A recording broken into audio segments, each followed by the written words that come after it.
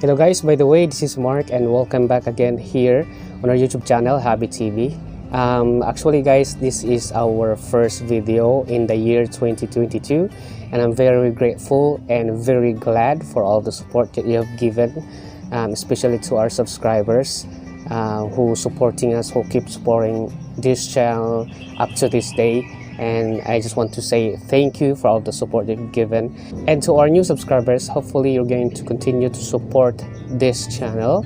And of course guys, our video for today will be discussing about how to care your angelfish fry successfully.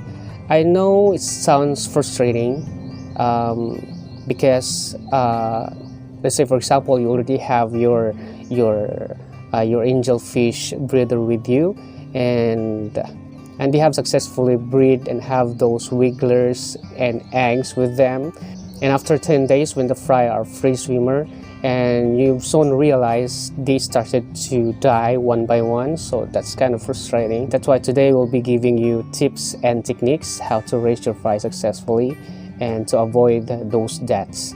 And also guys, I just want to announce that we will be doing a question and answer portion on every last part of our video, and we'll be doing that on every video that we are going to upload. We'll be answering all of the questions from the comments and also from our FB page, so that on this way we can help our fellow hobbyists directly when it comes to answering their questions about our hobby. That's why guys, please watch our video till the end so that you won't miss out every single details of our video. And also I just want to ask favor, if you're new here, please consider subscribing to get updated whenever we have new uploads. So what we're waiting for? Let's swim into the video. Caring comes down to know the steps and the precautions you must take to ensure that angelfish eggs are protected and angelfish fry are well fed. In this angelfish eggs and fry care video, I will introduce you to the basics of most important aspects of caring for angelfish eggs and angelfish fry, so you can end up with a healthy school of fish. How to care for angelfish eggs? When it comes to caring for angelfish eggs, you usually have two options. So option number one, let the parents care for the eggs for themselves, or option number two, artificially hatch the eggs yourself. So first, let me introduce you the first option. So the first option is leaving the eggs with the adults. If you're going with this option, be advised that it may take the angelfish couple of few pounds before they can raise angelfish babies without eating them. Angelfish eating their own eggs or fry is a risk you should be aware of, and if you decide not to remove the eggs after spawning. It seems that the stress of any kind can determine angelfish to eat their eggs and fry, leaving you with nothing to care for and forcing you to wait for the next spawning. This behavior can be curbed, however, if you ensure good water conditions, good feeding, and a proper aquarium setup. Therefore, continue feeding the angelfish at frequent intervals with high-quality foods even during the hatching and rearing period. Some angelfish are so consumed by guarding the eggs that they won't eat well. On the other hand, also make sure not to overfeed them either. Sometimes, even little things as sudden movements or increased traffic around the tank is enough to make angelfish nervous enough to eat their eggs and fry. To prevent this, you should consider moving the tank to a calm and peaceful location, and even shading the sides of the tank so they won't be bothered by movement outside. Still, there are good reasons why you should take your chances with this method. Namely, that the angelfish are otherwise dedicated parents that take care of the eggs and juveniles until they can fend for themselves alone. The angelfish pair will aerate the eggs and keep them clean by removing dirty or rotten eggs.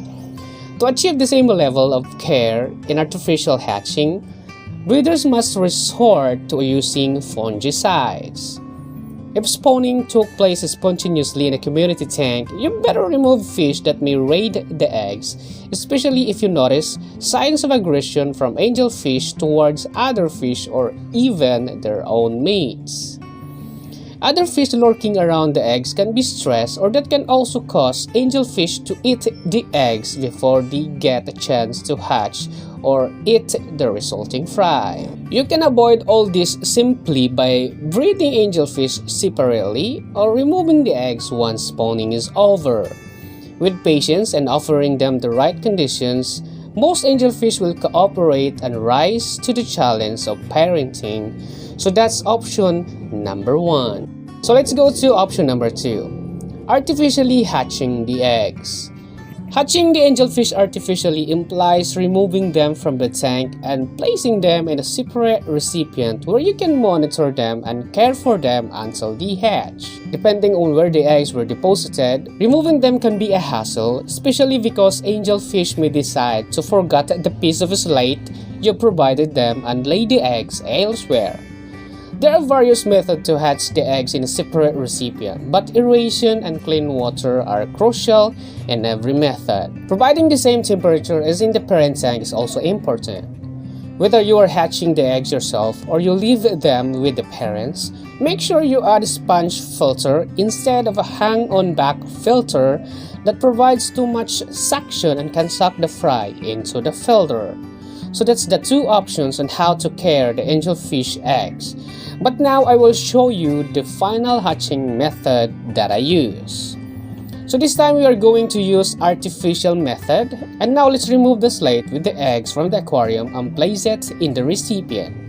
So that the eggs are facing the bottom of the recipient, place the air stone so that bubble rise near the eggs. If all is well, the eggs usually hatch in about 60 hours. Unlike the fry of livebearers, they are usually ready to swim after they spawn. An angelfish baby remains in a wiggler stage for around 7 days after hatching. I use methylene blue, which is natural dye that has antifungal properties, and a few drops until water turns a shade of medium blue.